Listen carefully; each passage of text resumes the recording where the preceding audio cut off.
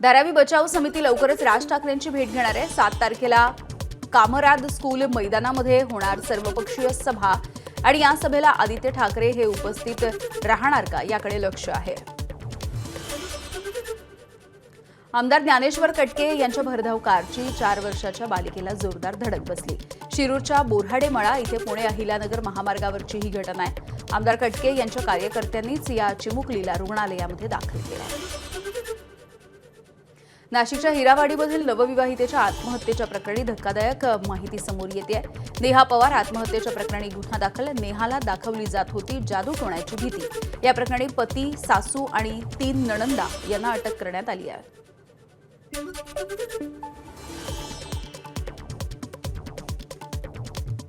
प्रेम प्रकरणामधून गर्भधारणा झालेल्या एका अल्पवयीन मुलीनं बाळाला जन्म देताच विहिरीमध्ये फेकून दिल्याचं समोर आलंय। गोंदियाच्या एकोडी गावामधली ही घटना आहे। पोलिसांनी अल्पवयीन मातेला ताब्यात घेतलंय। विहिरीमध्ये आढळला होता एका दिवसाच्या अर्भकाचा मृतदेह। धुळ्यामध्ये गुरुद्वारा प्रमुख बाबा धीरज सिंग यांच्यावरती प्राणघातक हल्ला। धीरज सिंग वर्तमानपेपर वाचत असताना उमेश नावाच्या सेवेकऱ्यानं हा हल्ला केला।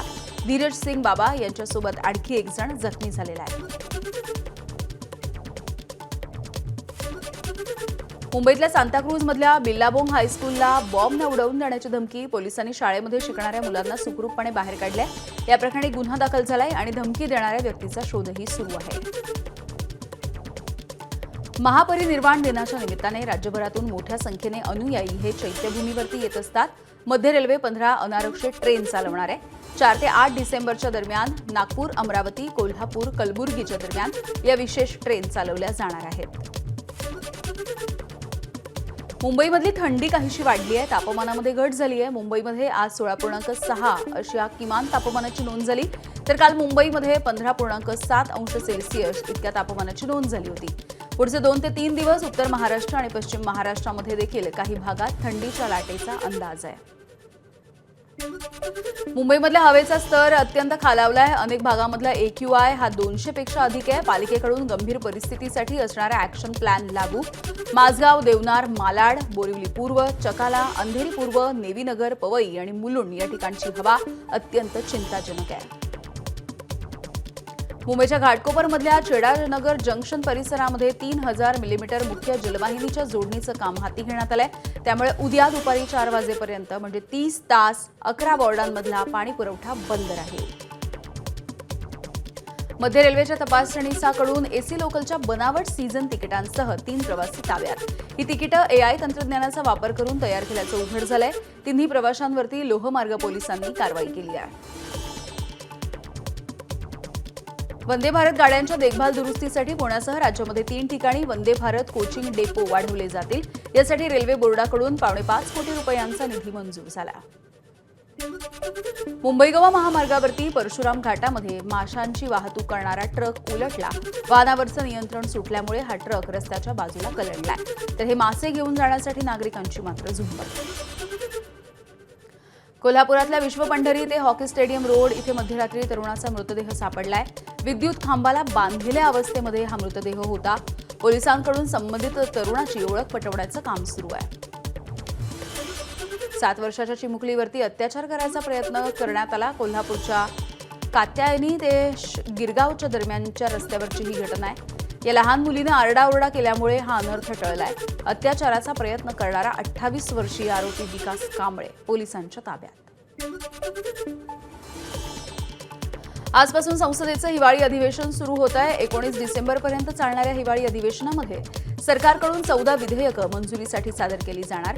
काही विधेयकांवरून विरोधक हे सरकारला घेरण्याची शक्यता आहे। संसदेच्या हिवाळी अधिवेशनामध्ये आगामी वर्षात निवृत्त होणाऱ्या खासदारांना सभागृहाकडून अखेरचा बाय बाय केला जाणार आहे। यामध्ये महाराष्ट्रामधील शरद पवार, रामदास आठवले, प्रियंका चतुर्वेदी, धैर्यशील पाटील, भागवत कराड, रजनी पाटील आणि फौजिया खान या 7 खासदारांचा समावेश आहे। लोकसभेत विश्वविजेत्या भारतीय महिला क्रिकेट संघाचं अभिनंदन, तसंच अंधर T20 महिला विश्वचषक विजेता भारतीय संघ आणि विश्वविजेता महिला कबड्डी संघाचं देखील अभिनंदन करण्यात आलंय। आजपासून संसदेचं हिवाळी अधिवेशन ज्येष्ठ अभिनेते धर्मेंद्र यांना लोकसभेमध्ये आदरांजली वाहण्यात आली। 24 डिसेंबरला धर्मेंद्र यांची प्राणज्योत मालवली।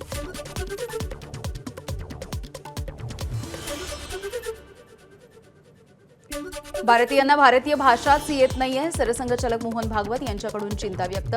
संस्कृत शिकवण्यासाठी अमेरिकेमधील प्राध्यापक येतात, आपण त्यांना जे शिकवायला हवं ते आपल्याला शिकवतायत, त्यामुळे येणाऱ्या पिढीला देखील आपल्या भाषा नेमक्या कोण शिकवणार, भागवत यांचा सवाल.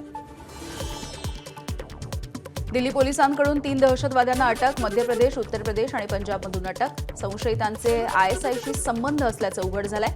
तिघेही पाकिस्तानी गुंड शहाजाद भट्टी याच्याशी थेट संपर्कात होते.